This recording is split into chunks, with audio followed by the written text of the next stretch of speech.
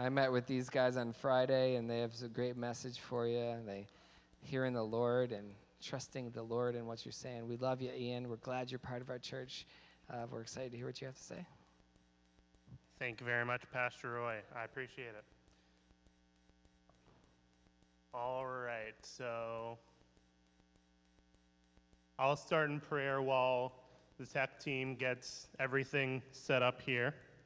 So, dear Lord, we thank you for this beautiful first Sunday of college football season that you have blessed us with. We thank you for giving us the opportunity to speak in front of your congregation today, and we ask that you bless the words that come out of mine and my Father's mouth, and let everyone get something out of them. In Jesus' name, pray, amen. All righty, so my sermon today is called Turn, Turn, Turn. For those of you who were alive in like the 1960s, 1970s, you might already know where I'm going with this. For those of you who weren't, I, like most of you probably, grew up in the church. And as such, I heard the same scriptures a lot growing up. So my dad, the closer, the Mike Henman to my Tariq Scooble, he would call these the Bible's greatest hits because they're so well known that even the Catholics get taught them.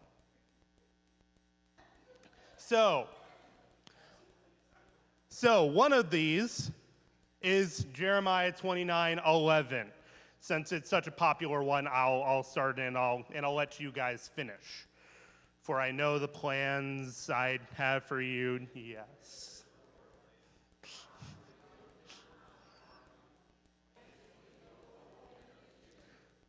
All right, good job. I like that. As a teacher, gold star, everyone. Well done. Okay, so yes, I know the plans I have for you, plans to prosper you, not to harm you, plans to give you a hope and a future. But this summer, I kind of began to question Jeremiah's wisdom a little bit because I have two sisters in air quotes. You'll see why I put air quotes around that in a second. So I have these two sisters who both had these like big, huge, exciting, major life changes that they announced within a day of each other, right? So I hear some of you questioning, Ian, how do you have sisters? We've never met your sisters. You've never talked about your sisters before. And I understand this confusion because given all observable metrics, I am an only child, and even making this bit is probably enough to make my mom's blood curdle in the back row. But in addition to being an only child, I believe that the choice to love is a choice to connect, and that chosen or found family is just as important as blood family. So in that vein, I have two sisters. So, yes, that is my little sister holding, okay, I always get these confused. I think they're zucchini. I always confuse zucchinis and cucumbers when I'm telling this story for some odd reason. But there she is holding zucchinis that are about as big as she is. She's not a very large young lady. So she is a little over a year younger than me because she was born on January 13th, 2002. And we met because we were in the same scholarship group at Albion College. So we met at a summer retreat before we started freshman year, and we bonded like immediately because we had similar interests. She loved English and wanted to be a teacher. I loved English and wanted to be a teacher. And she's the first person I met who shares a very unique trait with my mom. Her middle name is the exact same as my last name, spelled the same and everything. So on our very first meeting, I was like, hey, if we got married, we'd have 2 generations of Lily in the family. And despite that, she still wanted to be my friend. So God bless that young lady. So during our 4 years at Albion, we guided each other through some of each other's darkest moments. I'll always be grateful for our friendship. And then after college, she moved to Australia, got a teaching job there. So I hadn't heard from her much since she moved because Queensland, where she lives, has a 14-hour time difference from us in EST. So it is currently 10:42.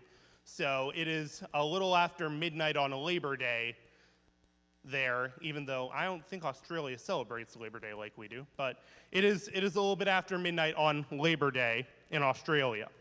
So one Sunday morning, she woke me with a couple of texts. So the first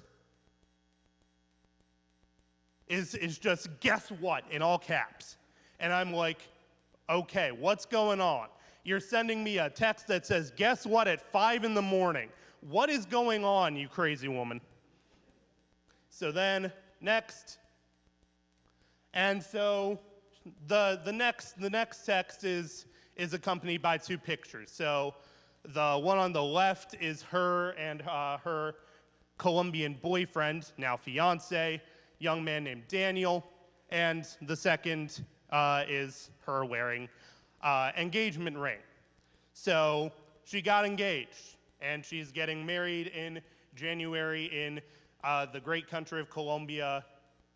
As far as I know, drug lords aren't there anymore, which is cool. And my mom and I are gonna go to Colombia together, which is exciting. So then, that Monday after work, next slide, please.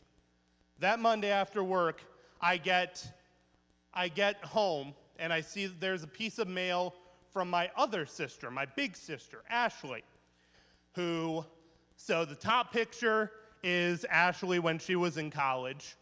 And as you can see, that's me when I was like maybe 9 or 10. So that's how long ago this was. So we met Ashley when she was searching for a church back in her freshman year at Albion College. And we, the family, were still attending the first of 3 churches I have attended regularly in my life. And Taylor Swift was still in her country phase, so we belted Taylor Swift's country music every Sunday on the ride over to Marshall. So there were 2 things that were kind of weird about this, okay? So the first was that this envelope was addressed only to my mom, not to Dad or I, just to my mom. And she usually just addressed mail to all of us because it was like Christmas cards or that sort of thing. And we hadn't heard from her much since she had her second wedding ceremony, because she originally eloped, then she had a Michigan wedding, then she had a Scottish wedding because her husband's from Scotland. I don't know why I'm friends with people who fall in love with foreign men, but I am. It's just a thing, I guess. So, and that was a couple of years ago now. That was when I was a junior in college. So then, next slide.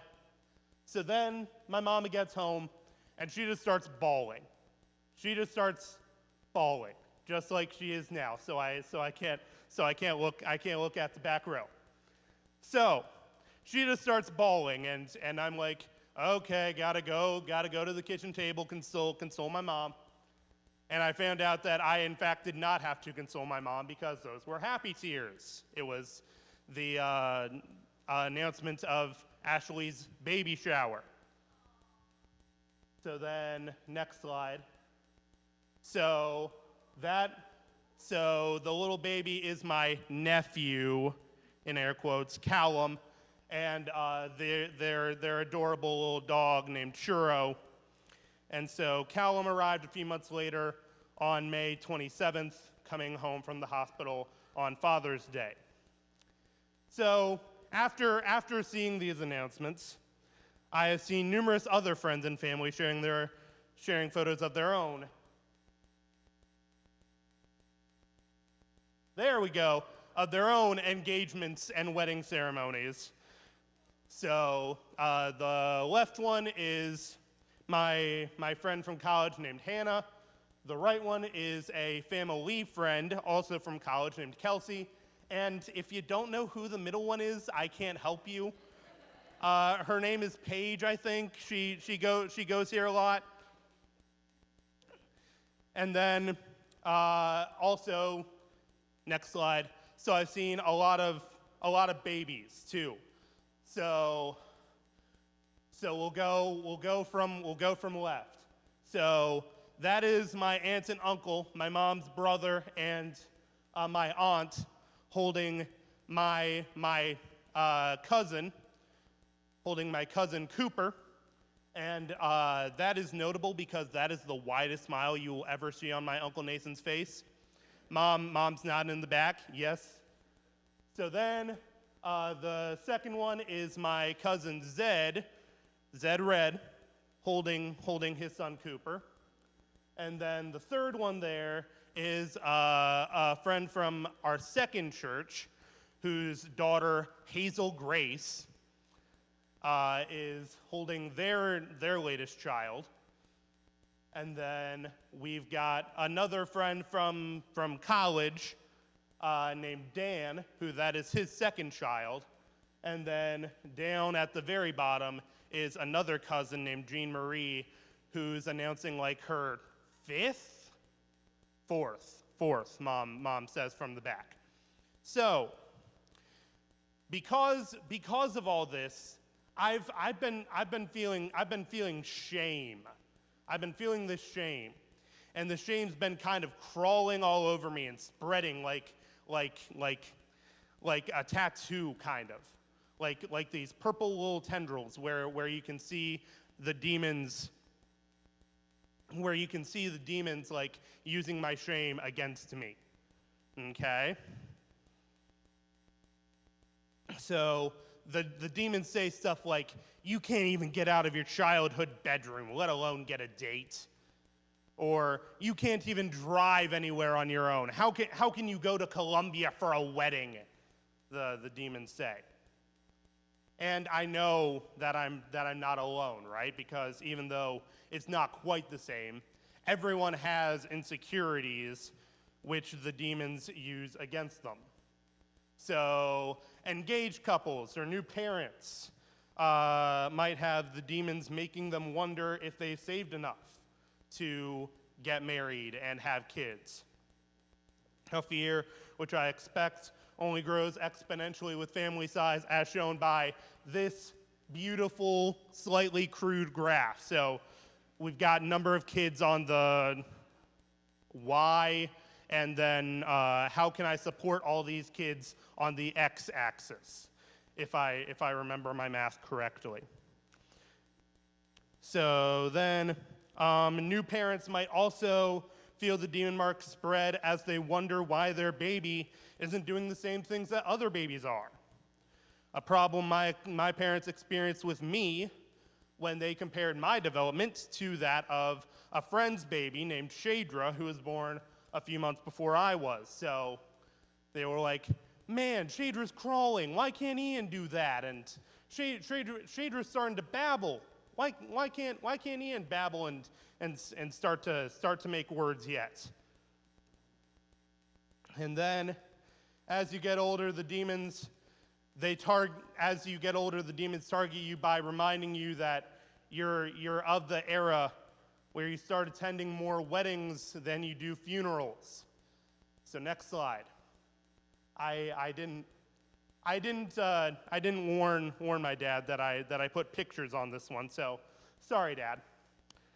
So I still remember my dad's surprise and sadness and a little bit of fear when two of his friends whom he'd worked with for 20 plus years when he did his old job died of the same type of cancer within a couple of years of each other, aged 52 and 48, leaving behind wives and 3 children, college-aged or younger, between them. Or, next slide, or you have my Nana, who was the youngest of 5 siblings and is now one of 2 left. Can we find the picture? There we go. And is now one of only 2 left. And they're dying in like exact reverse order. So the oldest died first, so she will, if the trend continues, she will probably unfortunately be the only one left eventually. So then, in the middle of this existential crisis where the demons were, again, just spreading all over me, I had these like purple tendrily marks that felt like they were just crawling all over me because of my shame. I remembered an old song from the 1960s by this band called The Byrds, which is taken almost word from word from Ecclesiastes. So I don't have the time to read all of those because if I did, you probably wouldn't be able to hear my dad deliver his whole sermon. But I'll highlight a few. So according to Ecclesiastes 3, there is a time for everything and a season for every activity under the heavens. There is a time to be born and a time to die, according to verse 1. A time to weep and a time to laugh, a time to mourn and a time to dance, according to verse 4. And a time for war and a time for peace, according to verse 8. So we've got our scripture right there, and we've got our observation, right? Our observation is that there is time for everything, and God works everything out for the good of those who love him and have been called according to his purpose, as is said in Romans 8:28. So, like, don't feel too bad when you're kind of falling behind the world's arbitrary schedule, or when you think that there's nothing left for you to do. So, how do we apply this? How do we apply this? Well, we can apply this by being very intentional about figuring out what time we're in. Being called according to God's purpose means that everyone has a purpose, and we simply need to figure out what that purpose is. Are we in a time to plant or a time to uproot? Are we in a time to tear down or build? And if we're being called according to God's purpose, figuring out what season we're in is not something we can do on our own, right? We must let God guide us to figure out what time we are in.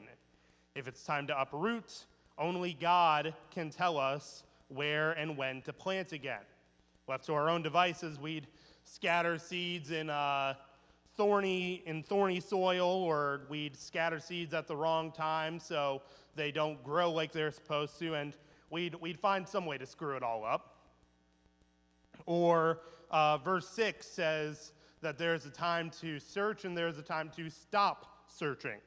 So if we stop a search before God tells us to, we might miss out on a whole diamond mine of opportunities. But if we stop search too late, then there's going to be nothing left for us to find, right? So we must listen intently to what we are hearing in the quiet moments and read the Bible to determine whether it's God speaking.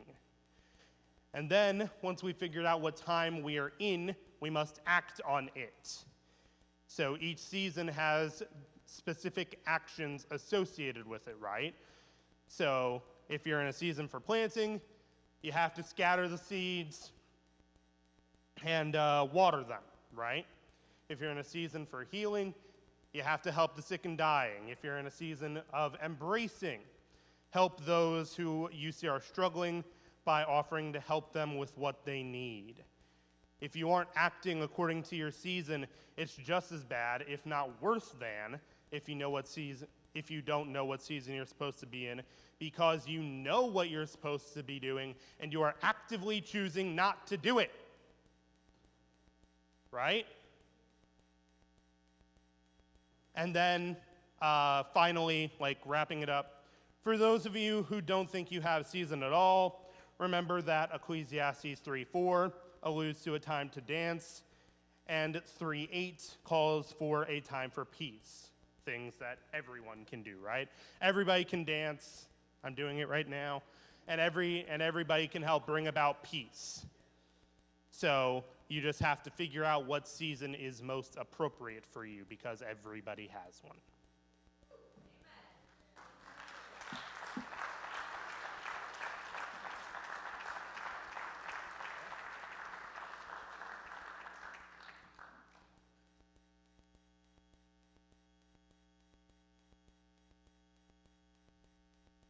Thank you so much, Ian.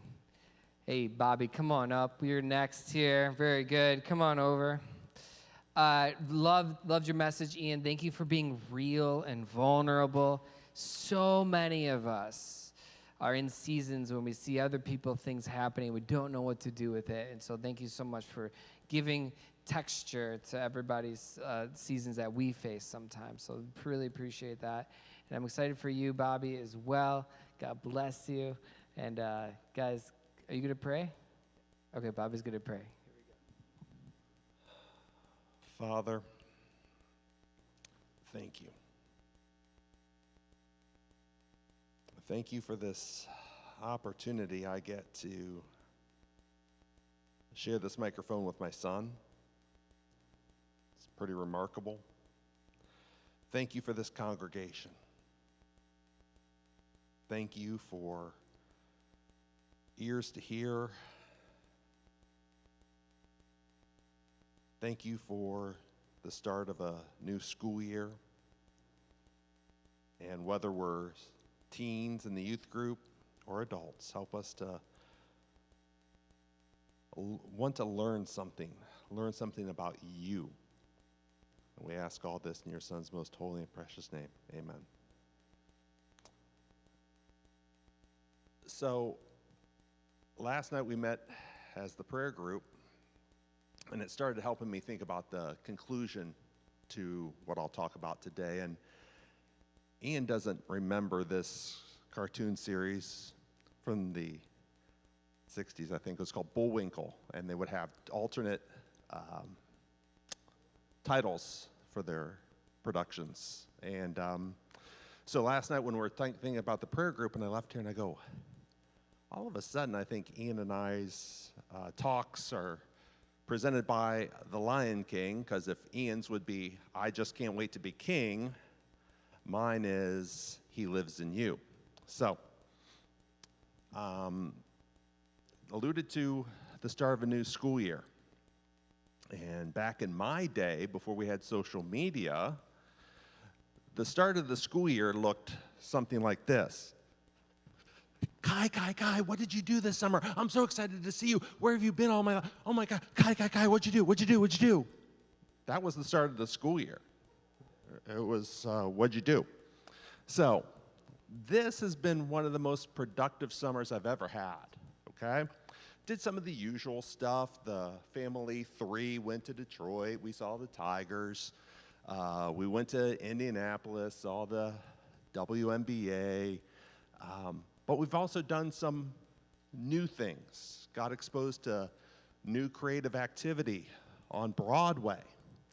We saw 2 shows that we had never seen before. And Ian and I, we navigated public transportation pretty well. We made our way out to Queens. We took in a Mets game, and we got back to Manhattan on our own. Two guys. We actually communicated. That's big for guys. Okay. Now, I also read 3 books over the summer. Now that's big. If you're a slow reader like me, that's breaking news. So I read about Caitlin Clark and how she's changing the world of women's athletics. I read a book about how to reach out to this new generation and how we're going to continue the church with this new generation. Most importantly, for this setting, I was intrigued by a book that Ian brought home. It was part of a weekly meeting of young adults, and the book's titled Make It Your Ambition. It's by a guy named Jeremy Wrightbowl, and he lists 7 godly pursuits for the next generation. One of the chapters encourages youth to serve God with their career, and I'd like to talk about that not just to the youth, but to all of us, and maybe, just maybe, this will be the springboard as Pastor Roy starts the Heaven on Earth series next week. Like, think of this as John chapter 1. You're coming to the river, expecting to see somebody, and I'm not the guy, he's the guy, so that's where we'll be, okay? So, if you remember from last year when I spoke to you, my father had this desire that I would follow the vocation and become a Catholic priest. It wasn't until my brother came forward and said, "Dad, he likes girls. This isn't going to happen." That's the only moment that I was saved, and my career path went in a different direction. Now, the Freeway Church, this is a unique church body. I think this is the most unique church body I've been in because we have a lot of people who have careers following sacred pursuits. Pastors Roy and Alyssa. One of our board members, Dave Hoyt, he has a direction to many, he directs many to Jesus as a chaplain for motorcycle riders. Another of our board members, Harry Borsheim, pastored a congregation. And Richard, you pastored a congregation formerly. So there's a lot of people who have made God, preaching the word, their profession. So don't lose this point. I respect Roy, Alyssa, Harry, Richard. I respect the men and women who follow God's call to work as missionaries and pastors. I can't imagine the sacrifice it takes to deepen our relationship with Jesus and become disciples at the same time while being a missionary to those who don't have a relationship with Jesus. I can't imagine the sacrifice it takes to have a phone call at 3 a.m. or whatever a.m. and get that call and say, so-and-so's in the hospital, so-and-so has passed away, so-and-so is this, so-and-so is that. That's a big sacrifice that I'm not willing to take. Okay, I don't want my phone ringing at 2, 3, 4 in the morning. Martin Luther argued there is no difference between laymen and priests, between spiritual and secular, except that of office and work, and not of status. A recruiting coordinator at the casino, like me, is just as equal in the calling as the pastors. I believe one of the best parts of growing up in the United States is we have the privilege of pursuing any career. In fact, I've had the privilege of pursuing careers in college athletics communications, in hospitality, and now human resources. In fact, who knows what will happen next? My resume is ready in case Ben & Jerry's comes in need of someone to taste the latest flavor. Call me right now. If anybody from Ben & Jerry's is watching the live stream, call me. Okay. I'm thankful. I've had an abundance of career opportunities. I'm thankful to be a husband, a father, and I've made friendships and memories through the jobs I've had. It would have been an epic fail had I followed my father's plan for my life. As an aside, I'm really excited for 2026. I've got save the date invitations for 2 weddings. For once, I'm going to go to more weddings than funerals. At least that's what I anticipate. Okay. The smorgasbord of career options can be overwhelming. We live in a culture that elevates money above almost everything. Financial independence is essential. But we, as Christ followers, should ask if that's the primary goal of our work. My thesis today is there is a greater purpose for our work.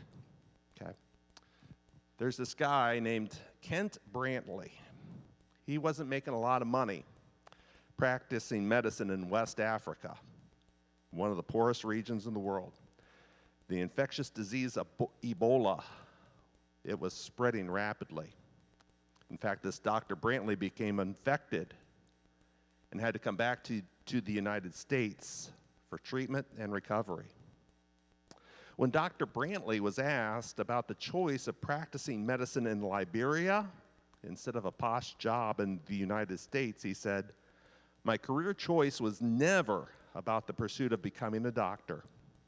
My goal was to find a way to serve people, and medicine was a career through which I could live a life of service. We decided to answer God's call in our lives by becoming medical missionaries." If that's not enough, consider this from Dorothy Sayers.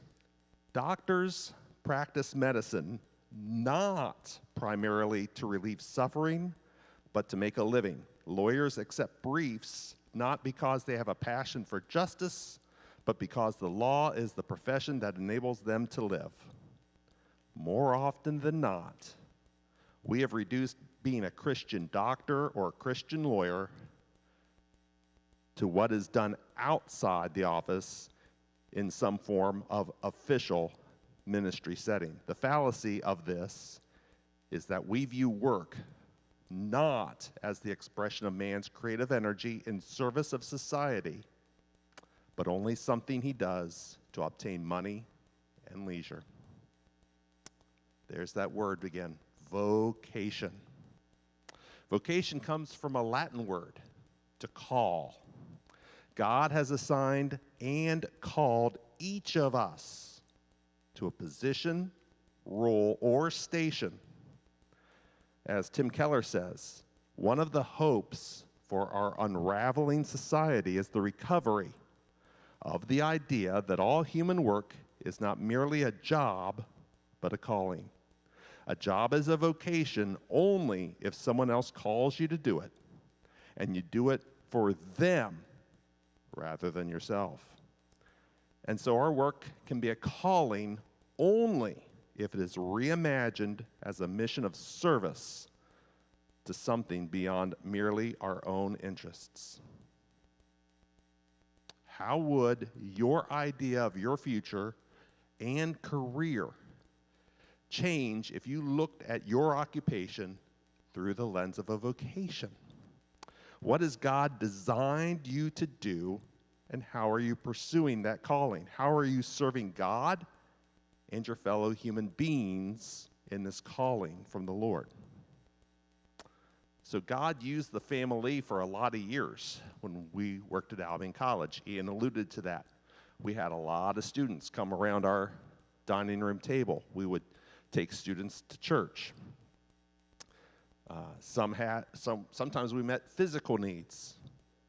Students come to campus not prepared for a Michigan winter.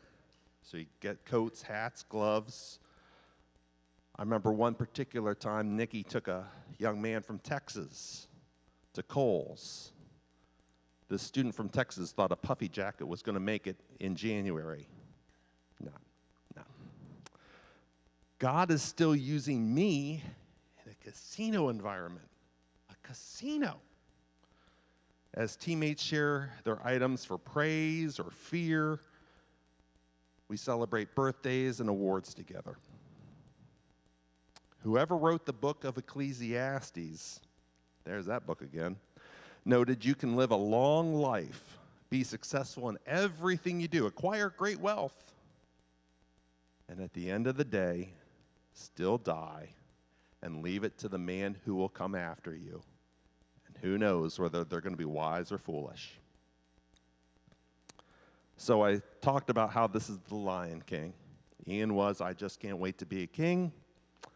Mine is, he lives in you. So this came last night again at the prayer meeting. Late in the Lion King, Simba doesn't know who he is. It takes a monkey named Rafiki to beat him over the head, to stir the water, and you have forgotten who you are. You are the king. In Broadway, on the Broadway show, it's a little different because they have a song called He Lives in You. He lives in you. He lives in me. Through every creature, through every song, in every moment, he lives in you. And you get this champion feeling that finally Simba has figured out who he is.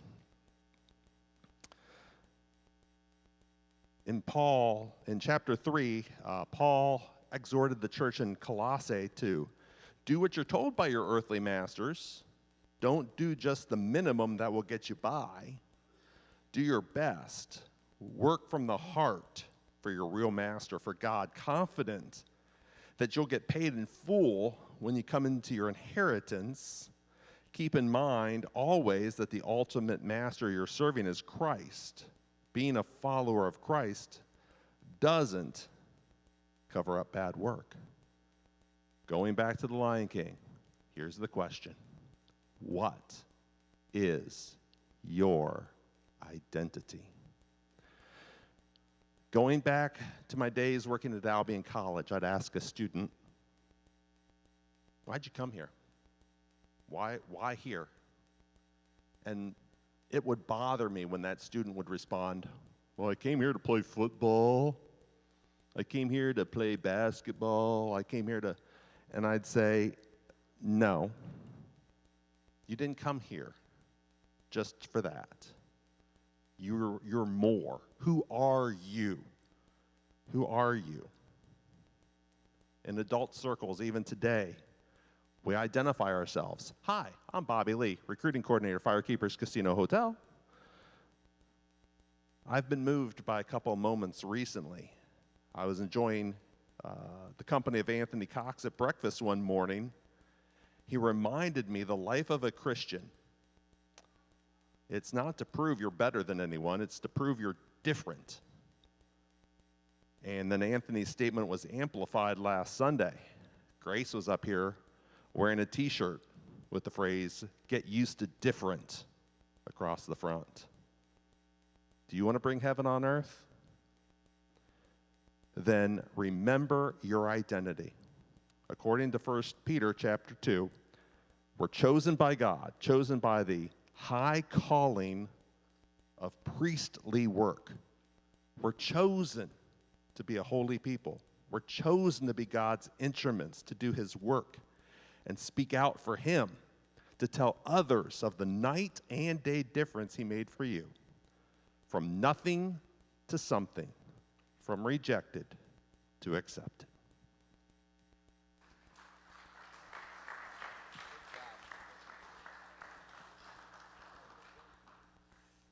Hey, everybody, if you could stand with me.